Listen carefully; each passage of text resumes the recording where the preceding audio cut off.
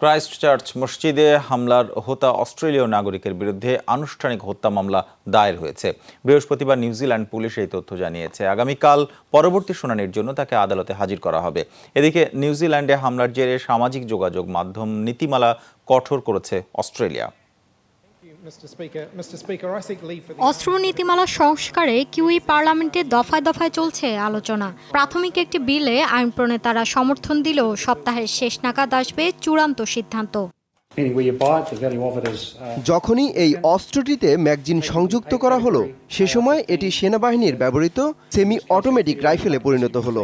শুধু তাই নয়, এই বাম্প স্টকগুলো আলাদা করলে এটা খুবই সাধারণ একটি অস্ত্র। সুতরাং নীতিমালা কঠোরের আগে এ বিষয়গুলো অবশ্যই বিবেচনা করবেন এমপিরা।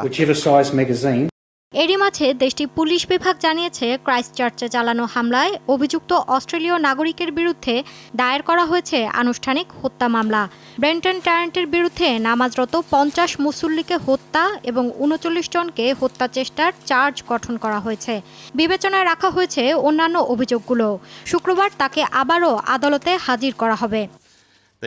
ক্রাইস্টচার্চ হামলার জেরে সামাজিক যোগাযোগ মাধ্যম নীতিমালা কঠোর করল অস্ট্রেলিয়াও। বৃহস্পতিবার পার্লামেন্টের সিদ্ধান্ত আসে, সমাজের জন্য ক্ষতিকর কোনো বিষয়বস্তু সরাসরি সম্প্রচার করা হলে সংশ্লিষ্টদের ভোগ করতে হবে কারাদণ্ড। উদ্দেশ্যমূলকভাবে সামাজিক যোগাযোগ মাধ্যমকে হাতিয়ার হিসেবে ব্যবহার বন্ধে আইন প্রণয়ন করা হলো। এর ফলে অনলাইন প্ল্যাটফর্মকে অপব্যবহার করা যাবে না।